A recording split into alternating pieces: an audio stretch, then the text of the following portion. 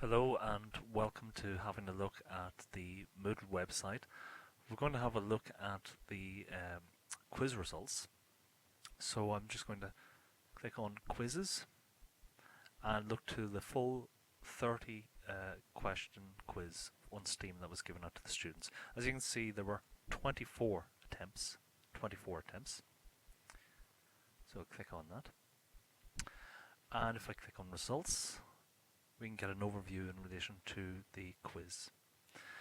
Along the left hand side we have the names of the participants. There were 24 attempts made by 18 participants. So we can see, for example, a name here, Aidan McIlvenny.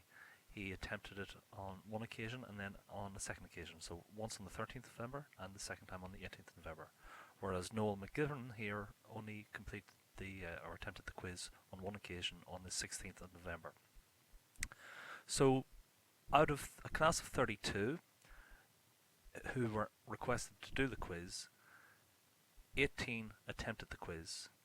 6 of those 18 attempted the quiz twice. There's another man, Jonathan Blake, who attempted the quiz twice. So the grades are given here, and if I just scroll down to the bottom of the page, we can see that the overall average was 7.4. Now the marks were out of 10, so that equates to a 74% average score, which is quite impressive, 74%. Then we actually have the results to the individual questions. There were 30 questions, so I scroll up here and I can see now question number 1, 2, 3, 4 and so forth, all the way over to question 30.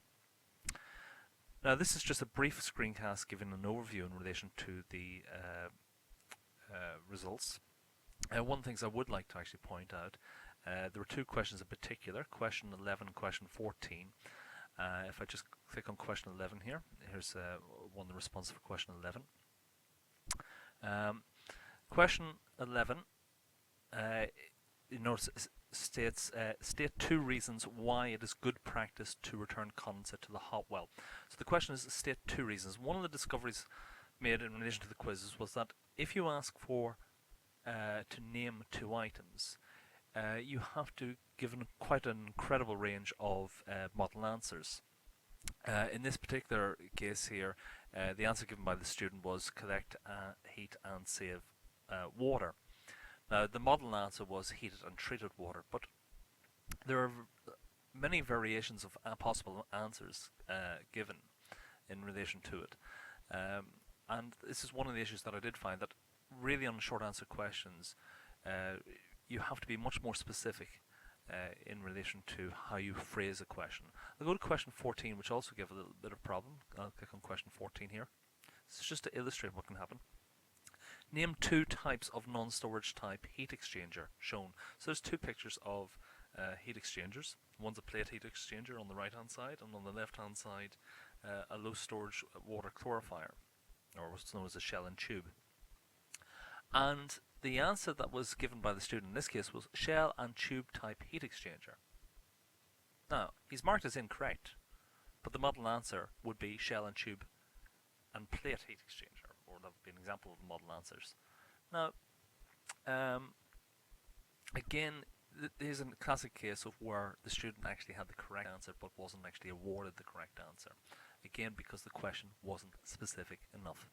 So there was a lesson learnt: be much more specific, particularly with the short answer type questions. So the great thing about the Moodle was it doesn't allow a complete analysis of all questions. You can scroll down, you can see which questions perform the worst. If I take question 11, if we could follow this one here, I'll just narrow this column beside it so it might help identifying it. So question 11 is over on the right hand side of your screen. If you have a look and scroll all the way down to question 11, and right at the very bottom you see that the mark achieved for question 11 was 0.04 out of a possible 0.33 full marks. So it was a very low grade. I mean, if you look to the left and you see some of the grades against some of the other questions, you can see that they were much higher. And that question 11 was that short answer question with 2 parts to it, which is not good practice. Certainly you need much more specific about the types of questions that you put in. So there's an example of the overview in relation to the results under Moodle for the quiz. Thank you.